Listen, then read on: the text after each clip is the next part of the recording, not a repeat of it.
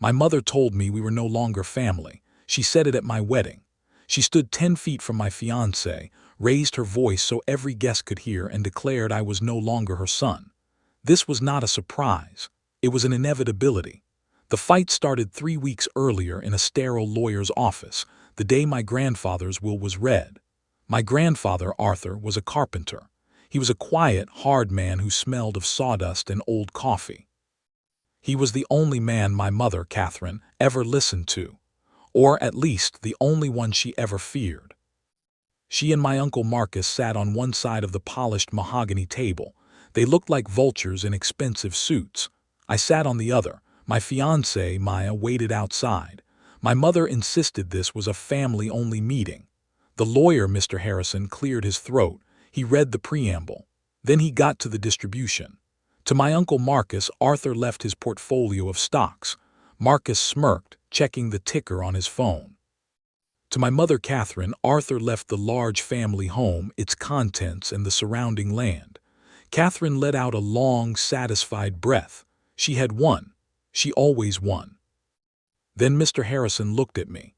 And to my grandson, Liam, he read, I leave my workshop and all contents therein. I leave him the work of my hands in the hopes he will understand its value. My mother laughed. It was not a nice sound, it was sharp. A shed, she said. He left Liam a dusty old shed, Uncle Marcus snickered. Classic Arthur, always a sentimental old fool. I said nothing. I felt a strange sense of peace. The workshop was the only place I ever felt safe as a child. It was the only place she never entered. We stood to leave. My mother pulled me aside. Her smile was gone. Her eyes were hard. This is an embarrassment, she whispered. A developer has been asking about that plot for a year. You will sign it over to me. I'll handle the sale. I'll give you a small percentage for your trouble. I looked at her. No, I said. It was quiet. What did you say? I said, no, it's mine. I'm keeping it. Her face turned white. It is a shed, you idiot. It is worthless. It's mine, I repeated. That was the first move. The game had begun. The workshop was exactly as I remembered. It sat at the back of the property, hidden by overgrown lilac bushes. The main house, her house, was visible up the hill. I used the old iron key Mr. Harrison gave me. The lock was stiff. The door opened with a groan. Dust motes danced in the single shaft of light from a grimy window. It smelled of pine, machine oil, and time. Everything was in its place. The saws hung on the wall. The chisels were oiled and racked, and in the center his main workbench. It was a massive piece of maple, scarred and stained from 60 years of work. On its corner sat an old ivory chess set. The pieces were yellowed with age. Maya entered behind me. She squeezed my hand. Liam, it's perfect. She ran her hand over the workbench. You can feel him here. I walked to the bench. I remembered being 8 years old. My father, David, had been dead for a year. I was a quiet, sad kid. My mother ignored me. My grandfather found me hiding in the garage. He brought me here to this workshop. He handed me a block of pine and a small knife. Idle hands are a curse, boy, he'd said in his gravelly voice. We're going to make something. He taught me to carve. He taught me to measure. He taught me to be patient. Measure twice, cut once, he would say, tapping my knuckles. That applies to wood, it applies to people too. Maya found a small apartment built above the workshop. It was simple. A bedroom, a small kitchen, a bathroom. It was also covered in dust. Liam, she said, her voice soft. We could live here, we're saving for the wedding, we could save so much money. My apartment lease was ending, it made sense, it felt right. Okay, I said, let's move in. My mother was paying the property taxes on the main house. The workshop ran on a separate meter. It was self-contained. It was our fortress. We had been living in the apartment for a week. We were happy. It was the first time in my life I felt truly independent. I was cleaning the workshop floor when the door flew open. It was my mother. She had never set foot in this building. Her expensive heels clicked on the concrete floor. Her face was a mask of cold fury. What is this? She demanded. You're living here like a squatter in my father's shed. He left it to me, Mom, I said. I stopped sweeping. I leaned on the broom. This is my home now. This is a joke, she hissed. You are humiliating me, our friends, my partners. They all know my son is living in a garage. I don't care what your friends think, I said.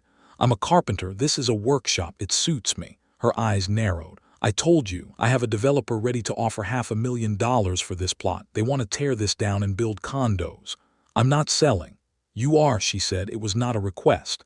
You are an ungrateful child. I raised you, I fed you. Your father, your weak, useless father, left you nothing. I gave you everything. You gave me nothing, I said. The words surprised me. They were true. Grandfather Arthur gave me this.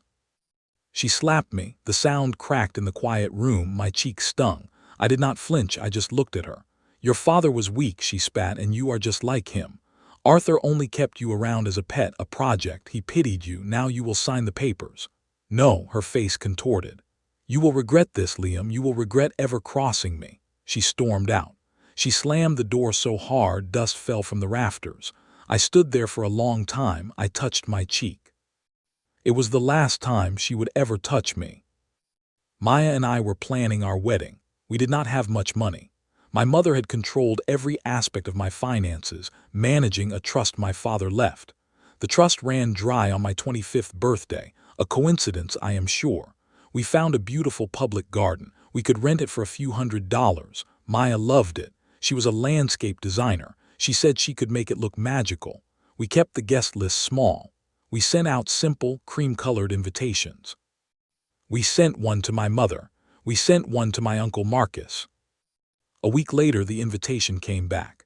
It was mailed to our workshop address. It was torn in half. There was no note. That night the phone rang. It was my mother. A park, she screamed. I held the phone away from my ear. A public park? How pathetic. You are dragging our family name through the mud. I will not be seen at such a cheap, pitiful event. Then don't come, I said. I was tired, so tired. Oh, I won't, but we need to discuss your future. This girl has addled your brain. Her name is Maya, I said. She is my fiancée. She will be my wife. There was a pause. I could hear her breathing. When she spoke again, her voice was cold, surgical. Here is the situation, Liam. You have two options. One, you sign over that worthless property. We sell it. I will use the money to fix this wedding. We will throw you a real party at the club. We can forget this temporary insanity. We can be a family again. And option two, I asked. Option two, she said, is you continue this fantasy. You marry your little gardener in the dirt and you lose your family. You lose me. You will be cut off. You will have nothing. I looked across the room. Maya was sketching at the small kitchen table. She was designing the centerpieces. She looked up and smiled at me. I turned back to the phone. Okay, I said. Okay, what? My mother demanded. Okay, I understand. Goodbye, Mom. I hung up the phone. Maya looked at me. Was that her? Yes, I said. She's not coming to the wedding. Maya stood up. She walked over and wrapped her arms around me. It's her loss, Liam. It's her loss. Section 5. The Wedding Day. The day was beautiful. The sun was out. Maya was right. The garden looked magical. She and her friends had worked all morning stringing lights and flowers. We had 50 guests, our friends, her family. They were all smiling. Maya walked down the grassy aisle. She was not in a discount dress.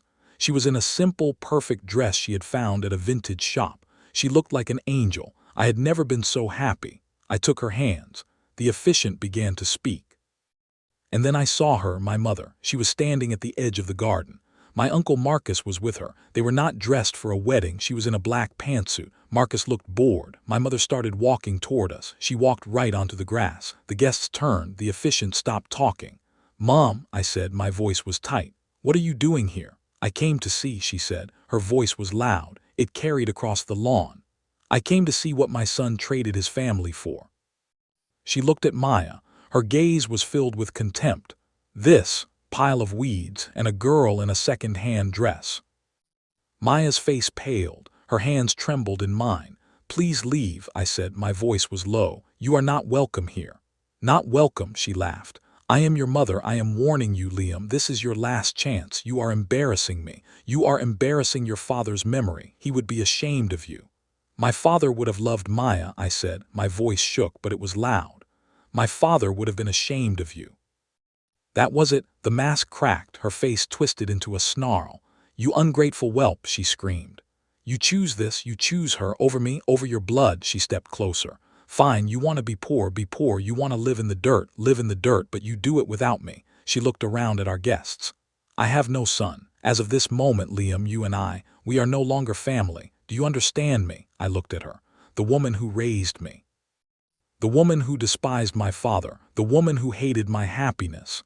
I understand, I said. She reached into her purse. She pulled out her copy of our wedding invitation. The one she had mailed back torn. She threw it on the ground at my feet. Good, she said. She spat on it. Then she turned. Her heels sunk into the soft grass as she and Marcus walked away. The garden was silent. 50 guests stared at me.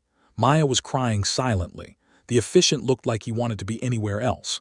The wedding was ruined. My life was a joke. I looked at the ruined invitation on the grass. Then I looked at Maya. She was watching me. Her eyes were full of pain, but she was not looking at my mother. She was looking at me. I felt a sudden, strange clarity. The worst thing had just happened. The thing I had dreaded my entire life. My mother had abandoned me. And I was still standing. I was still breathing. I let go of one of her hands. I bent down. I picked up the 2 pieces of the invitation. I folded them. I put them in my jacket pocket. I stood up. I took her hand again. I looked at the officiant. Please, I said. Continue, he stammered. Mr. Sterling, are you sure? I am sure, I said. I turned to Maya. I wiped a tear from her cheek with my thumb. She didn't ruin this, Maya. She just left. We're still here. I am still here. I am not going anywhere. I love you. Let's get married. A small, watery smile broke through her tears. She nodded. I love you, she whispered. We finished the ceremony. Our friends cheered. Her family hugged us, but the shadow was there. The humiliation was a physical guest at the reception. We ate the cake. We had our first dance, but I could feel the pity in everyone's eyes. When we got back to the workshop apartment that night, Maya and I just held each other. We didn't talk. We just held on. The war was over. I had lost, or so I thought. We were broke. The small wedding took every penny we had saved, but we were married. We were together. We started our new life in the small apartment. Maya found work with a local landscaping company. I started taking small carpentry jobs, fixing decks, building shelves. I spent my free time cleaning the workshop. It was my therapy. I organized Arthur's tools. I swept the floors. I polished the old machines. One night I was dusting the old ivory chess set on the workbench. It was a beautiful, hand-carved set. I picked up the white king. It felt off. The base was loose. I twisted it. It came apart in my hand. It was hollow. Tucked inside the base was a small, tarnished silver locket. It was heavy. I had never seen it before. I called Maya over. Look at this. I worked the clasp with my thumbnail. It snapped open. Inside there were 2 tiny, faded photographs. On one side was my grandfather, Arthur. He looked young. He was smiling. I had never seen a picture of him smiling. On the other side was a woman I did not recognize. She was beautiful. Ached to the locket's chain was a small, strange key. It was not a door key. It looked like a key for a cabinet or a safe deposit box. What does it open? Maya asked. I had no idea. We spent the next 3 days searching the workshop. We tapped on walls looking for hollow spots. We checked every toolbox, every cabinet, nothing. I was getting frustrated. I was sitting at Arthur's main workbench, staring at the key. I remembered his desk. It was an old roll top pushed into a dark corner. I had already gone through it, just old invoices, pencils, and sawdust. I went back to it. I pulled out every drawer. I felt along every surface. I got on my hands and knees. Underneath the main desk drawer, tucked deep in the shadows, I felt a small, round indentation. A keyhole. It was invisible unless you were on the floor. My heart hammered. I slid the small key into the lock. It clicked. I heard a mechanism disengage. A thin, wooden panel on the side of the desk popped open. It was a secret compartment. It was not filled with money. It was not filled with gold. It was filled with 2 items, a thick, leather-bound ledger and a black USB drive. Maya and I sat at the kitchen table. We opened the ledger. The first page read, Arthur's Artisans, Year 1. The handwriting was my grandfather's, precise, clean. It was a business journal. I flipped a page. Invoices, order numbers, shipping manifests. I flipped again. Patent applications, designs, blueprints. Liam, what is this? Maya whispered. I did not understand. I kept turning pages. The numbers grew, small at first. A few $1,000s a month. Then 10,000, then 50. I looked up from the book. I looked at the tools hanging on the workshop wall. They were not just tools, they were the prototypes. My God, I said, he was running a business, a real business. My grandfather had invented a new type of joinery system, a set of tools and connectors that made complex woodworking simple and incredibly strong. He had patented it. He was selling them online, quietly, for 20 years, the workshop. This was not his hobby. This was his research and development lab. We looked at the last page, the company's net assets. I read the number, I read it again. That's not possible, I whispered. That cannot be real. It was 7 figures, and it was all in a holding company. Arthur's Artisans. My hands were shaking. I looked at the USB drive. Plug it in, Maya said. I retrieved my laptop. I plugged it in. There was one file for Liam MP4. I double-clicked it. The screen flickered, and there he was, my grandfather Arthur. He was sitting at his workbench. He looked older. He looked tired, but he was smiling, that same smile from the locket. "Hello, Liam," he said. His voice was the same gravelly rumble. "If you are seeing this, it means you chose the shop. Good lad. I knew you would." He leaned forward. "I'm going to tell you a story. When your father died, your mother..." She broke him, Liam. "She spent every dollar he ever made. She despised his weakness, but she loved his money. When he was gone, she turned to me. She tried to do the same. I would not let her. I couldn't leave you money, boy," he said. His eyes were sad. "She would have found a way to take it, your mother. She is a storm. She consumes everything. I could not give you something she could consume. So I left you work." He smiled. "Your mother, she plays checkers. Every move is forward. Every move is an attack. She is predictable, but you play chess. I taught you. You see the whole board, this business. This is your queen, Liam. It is the most powerful piece on the board. Protect it." The video continued. "I did not do this alone," Arthur said. "I'm a carpenter, not a businessman. I had a partner." He held up the silver locket.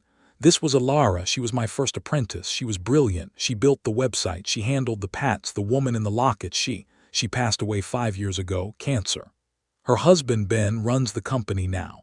He runs the manufacturing, this workshop. It is just the heart. The brain is elsewhere." He gave an address. "An address in an industrial park on the other side of town. Ben is waiting for you, Liam. He knows everything. I have made you the sole director of the company. It is all yours. The patents, the inventory, the accounts, all of it." He leaned back. "It is a heavy burden, boy. Do not let it become a curse. Do not let it make you like her. The money is a tool, nothing more. Use it to build a good life. Build it with that girl of yours, Maya. She's a good one. She has strong roots." He coughed. He looked at his hands. "Your father, he was a good man. He was not weak. He was kind. Your mother mistook his kindness for weakness. Do not make the same mistake. A kind man must also be a strong man." The screen went black. Maya and I sat in silence. The sound of the refrigerator's hum filled the room. We were not broke. We were wealthy. The next day we drove to the address. It was an anonymous gray building in an industrial park. The sign on the door was small, AA Manufacturing. We walked in. The lobby was clean. A man in his 60s with kind eyes and a warm smile stood up from a desk. "You must be Liam," he said. He held out his hand. "I'm Ben. I've been waiting for you." He led us through a set of double doors. My jaw dropped. It was not a dusty shop. It was a state-of-the-art, 50,000 square foot manufacturing facility. CNC machines hummed. Workers in clean uniforms packed boxes. This is Arthur's Artisans," I asked. "This is it," Ben said, smiling. "Arthur was a genius. These tools. There is nothing like them on the market. We ship to woodworkers all over the world, architects, designers. We are growing 30% a year." He took us to his office. He laid out the finances. The company was worth more than the ledger suggested. It was worth over $10 million. All of it was held in a trust that Arthur had created, a trust that I, as of my 28th birthday, now controlled. "Your grandfather was the best man I ever knew," Ben said. "He set this all up for you. He said you were the only one in the family with his hands and his heart." Our life changed, but we did not. We did not buy a mansion. We did not buy a sports car. The first thing we did was pay off Maya's student loans. The second thing we did was hire Mr. Harrison, the lawyer, on a permanent retainer. The third thing we did, we fixed the workshop. We hired a crew. We replaced the roof. We insulated the walls. We updated the apartment. We turned the downstairs into my personal design studio. We bought the modest house next door, the one with the big yard. Maya quit her job. She started her own landscape design firm, Stone and Stem Designs. I gave her the capital to do it right. She was brilliant. She was in high demand within 6 months. I went to work with Ben. I was not the boss. I was an apprentice. I learned the machines. I learned the business, and I started to design. I had my grandfather's hands. I had his brain. I designed new tools that Arthur had dreamed of but never had the technology to build. We filed new patents. The business grew. We were happy. We were quiet. We were safe. A year passed, a year of peace, a year of building. We were in our new house. Maya was pregnant. We were going to have a son. I was in the kitchen making coffee when my phone rang, an unknown number. I answered. Liam, the voice was hesitant, oily. It's your Uncle Marcus. I had not spoken to him since the wedding. I almost hung up. What do you want, Marcus? I need to talk to you, Liam. It's an emergency. I'm in trouble. Your mother, she's in real trouble. I sighed. What kind of trouble? The stocks, he said, his voice cracking. The stocks Arthur left me. They were worthless. He'd used them as collateral on a bad loan. They were seized. I lost everything. And the house. Liam, the bank is taking the house. The house was left to Mom, I said. There was a lien, Liam, a massive second mortgage. Your mother. She's been overspending for decades. Arthur must have known. He must have. The house is in foreclosure. The auction is next week. We're going to be homeless. Crying now. Liam, please, you have to help us. I know we were wrong, but she is your mother. Why did the developer pull out? I asked. Marcus was confused. What? The developer, the one who wanted to buy the workshop for $500,000. There was no developer, Liam, he said. Your mother made that up. She just wanted the land, please. Just a loan, a small loan, $500,000 to stop the auction. We're family. Family, I repeated. I'll call you back. I hung up. I looked at Maya. She had heard everything. It's your choice, Liam, she said. Her hand was on her stomach. But remember what she did. Remember how she looked at you. I did remember. I called Mr. Harrison. Mr. Harrison, my uncle just called me. He said the house is in foreclosure. Mr. Harrison was quiet for a moment. Ah, yes, I was wondering when this would happen. Arthur was a very, very smart man, Liam. What do you mean? Arthur was meticulous. He left a second codicil to his will, a final envelope. It was to be opened 1 year after his death if certain conditions were met. What conditions? I asked. The conditions, the lawyer said, were that if Catherine or Marcus attempted to contest the will or if their inherited assets entered receivership. The bank's foreclosure notice triggered the codicil. I was instructed to arrange a final meeting.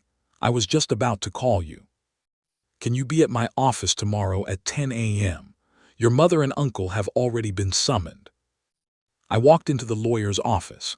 The same polished mahogany table. It felt like a lifetime ago. Catherine and Marcus were already there. They looked awful. My mother, who was always so perfectly put together, looked worn. Her clothes were still expensive, but they were wrinkled. Her hair was a mess. My uncle looked like he hadn't slept in a week. When she saw me, her face lit up with a desperate, false brightness. Liam, thank God you're here. Did Marcus tell you? This horrible, horrible misunderstanding. You can fix this. I know you can. She came to hug me. I stepped back. I did not move. I just looked at her. Her smile faltered. She went back to her seat. Liam is here as a beneficiary, Mr. Harrison said, as are you. We are here to read the final codicil of Arthur Sterling's will. A codicil, Marcus stammered. What codicil? There's more. There is, Mr. Harrison said. He opened a large manila envelope. Arthur prepared this document 5 years ago. He lodged it with my office with the specific instructions we are now following. He put on his glasses. He began to read. It was not a legal document, not really. It was a statement. It was a reckoning. Arthur's voice, cold and clear, came through the lawyer's words. It detailed 30 years of financial abuse. It detailed with dates and amounts every dollar Catherine borrowed from him, every check she forged from my father's business account. Every investment she made that vanished. It detailed the fraud. The day she forged Arthur's signature to take out a massive second mortgage on the family home. A home he had already signed over to her, but she did not know it. She had, in effect, stolen from herself. The document ended. Therefore, Mr. Harrison read, the asset known as the family home was never truly mine to give. It was and is the property of the bank. Catherine's inheritance was not the house. Her inheritance was the debt she accrued against it. Mr. Harrison put the paper down. The bank is foreclosing, legally. Arthur's will simply confirms their right to do so. He has retroactively removed his name from the deed, exposing the full fraud. My mother was not screaming, she was shrinking, she looked small. He knew, she whispered. He knew the whole time, he let me. He knew, Mr. Harrison said. He kept a parallel ledger, he balanced the books every month. He left you the house, Catherine, knowing it would be taken from you. It was the only way to make you pay for what you did to your husband, to Liam's father. She turned to me. Her eyes were wide. They were no longer arrogant. They were empty. They were terrified. You knew this, she choked out. You did this. I just found out, I said. My voice was calm. It was flat. I inherited a workshop. You inherited a debt, that's all. His will was fair. Fair, she shrieked. It was a terrible sound. Fair, I am ruined. I have nothing. You have what you earned, I said. She slid off her chair. She fell to her knees. She crawled. She grabbed the leg of my pants. Liam, please, she sobbed. Please, I am your mother. I am your mother. You cannot let this happen. We're family. We're family. I looked down at her. Her mascara was running. This was the woman who spat on my wedding invitation. The woman who called my wife a tramp. The woman who told me I was no longer her son. I felt nothing. No anger, no pity, just quiet. I reached down. I unhooked her fingers from my pants. I looked her in the eyes. You told me yourself, I said. At my wedding, we are no longer family. I stood up. I straightened my jacket. Goodbye, Catherine, I turned.